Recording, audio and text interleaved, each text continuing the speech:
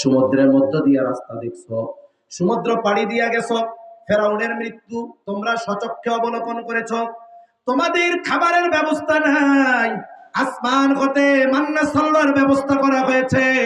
মুসা আলাইহিস সালামের মুজিজা তোমরা বলেছো পয়গম্বর মুসা, মিশরে তো আমাদের মাথার উপরে ছাদ ছিল, রোদ থেকে বাঁচতাম, বৃষ্টি থেকে বাঁচতাম। আল্লাহ তাআলা তোমাদের জন্য মেঘমালাকে ছাদ বানায় দিয়েছে। এত মুজিজা তোমরা প্রত্যক্ষ করেছো, দেখেছো। এরপরেও কি হইল? আমি যখন পয়গম্বর মূসাকে তাওরাত দেওয়ার জন্য তুর পর্বতে আসতে বললাম, তুর পর্বতে যখন নিয়ে আসলাম, তোমরা কত বড় অকৃতজ্ঞ, তোমরা কত বড় জালেম। আসমানি খাবার খাবার পরেও, আল্লাহ তাআলা এত নিদর্শন দেখার পরেও, পয়গম্বর মূসার মুজিজা সমূহ দেখার পরেও, মাত্র 40 দিনের জন্য যখন তিনি তুর পর্বতে গেছেন, তোমাদের জন্য আল্লাহ প্রদত্ত এক কিতাব আনার জন্য তোমরা জালেম, ওই অল্প সময়ের মধ্যে তোমরা একটা বাছুরকে নিজেদের উপাস্য বানায় নিছো।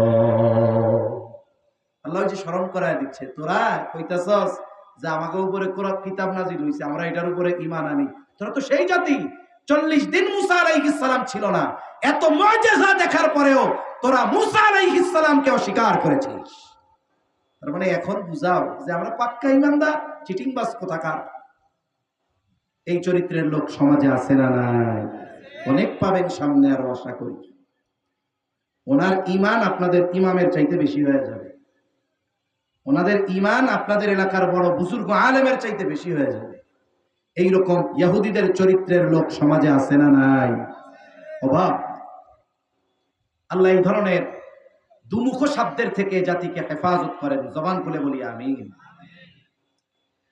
এরপরে আল্লাহ রাব্বুল আলামিন জানায় দেন, وَإِذْ أَخَذْنَا مِيثَاقَكُمْ وَرَفَعْنَا فَوْقَكُمُ الطُّورَ خُذُوا مَا آتَيْنَاكُمْ بِقُوَّةٍ وَاسْمَعُوا قَالُوا سَمِعْنَا وَعَصَيْنَا وَأُشْرِبُوا فِي قُلُوبِهِمُ الْعِجْلَ بِكُفْرِهِمْ قُلْ بِئْسَ مَا يَأْمُرُكُمْ بِهِ إِيمَانُكُمْ إِن كُنتُم مُؤْمِنِينَ। আল্লাহ তাআলা এইবার তাদেরকে ওই ওয়াদাগুলোর কথা স্মরণ করায় দিলেন। কোন ওয়াদা? আমার আগে হযরত বনি ইসরাইলদের থেকে যে ওয়াদাগুলোর কথা স্মরণ করায় দিয়েছেন, আলোচনা করেছেন। ওয়াদা নিছিলেন আল্লাহ কেমনে? বলে, তুর পাহাড় তখন তাদের মাথার উপরে ছিল। ওরা চিন্তা করছে, এখন যদি আমি কথা মাইনা না নেই, তাইলে তো পাহাড় ছাইড়া দিব। পাহাড় ছাইড়া দিলে বাঁচার উপায় আছে নাকি? জোরে বলেন, আছে নাকি? অনেক সময় আছে, অনেক মানুষ মুখ দিয়ে অনেক কিছু বলে, কিন্তু অন্তরে আসলে ওইটার বিপরীত। আছে না নাই? আছে।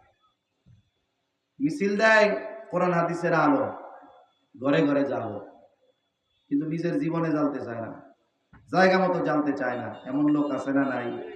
বলতেছে। একটা গল্প শোনাই আপনাদের, কষ্ট হইতেছে নাকি?